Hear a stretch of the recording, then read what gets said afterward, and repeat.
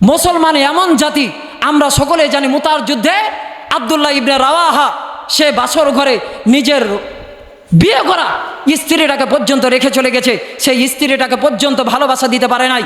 বাসর ঘরে মুসলমান স্ত্রী রেখে জিহাদের ডাক শুনে ওখান পর্যন্ত চলে যেতে পারে। আর একজন আল্লামা শহীদ আল্লামা দেলওয়ার হোসেন সাইদিকে পর্যন্ত ধর্ষকের হাসামি বানিয়ে দিয়েছে। কি কথা বলেন, ঠিক কিনা? এইরকম কাটটা আবু জেহেল, ওর দরকার নাই দেশে আসা। ও যেখান থেকে পারবে ওর মতো লোককে জানাজা হবে না, দাফন হবে না।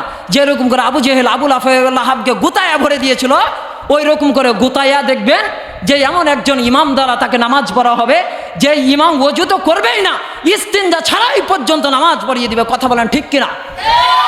ওই প্রতিটা আলেম ওলামাকে পর্যন্ত জেলখানার নির্যাতন নিপীড়ন করে ছেড়েছে। এমন কোনো আলেম ওলামা নাই যে তার জন্য দোয়া করে। সেই বিশ্বনন্দিত একজন আল্লামা, যাকে পর্যন্ত হাসপাতালে ইঞ্জেকশন দিয়ে পর্যন্ত মেরে ফেলেছে, সে পর্যন্ত মেরে ফেলেছে।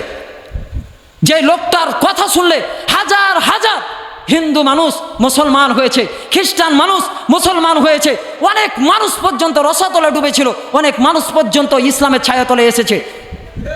এমন একজন মানুষ, যেই মানুষ পর্যন্ত একজন যে কট্টরপন্থী ওই ব্যক্তি পর্যন্ত তার আলোচনা শুনে কেঁদেছে।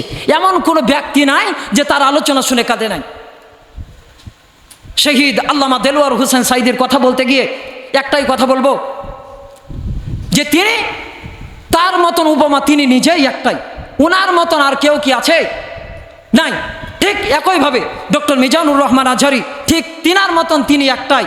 তাই আল্লাহ তাআলা যুগে যুগে কিছু কিছু নবী রাসূল যেমনি করে পাঠিয়েছেন, ঠিক একইভাবে কিছু কিছু যুগে যুগে আল্লাহ তাআলা তার ইসলামকে রক্ষণাবেক্ষণ করার জন্য, তার ইসলামকে টিকিয়ে রাখার জন্য তিনি স্বয়ং আল্লাহ রাব্বুল আলামিন কিছু কিছু মানুষকে আল্লাহ তাআলা ন্যায়পরায়ণতা এই যুগের সাথে তাল মিলিয়ে আল্লাহ রাব্বুল আলামিন যেন তার তারাজু বাটখারা দিয়ে যেন ওজন করে কোনটা ন্যায় আর কোনটা অন্যায় এর পরিমাপ করে যেন আমাদের মাঝে যেন ভেঙে দিতে পারে।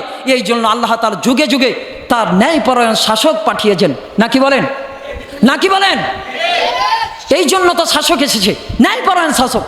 এই শাসক দেখবেন আল্লাহ রাসূল সাল্লাল্লাহু আলাইহি ওয়াসাল্লামের সুন্নাহ অনুযায়ী জীবন যাপন করে।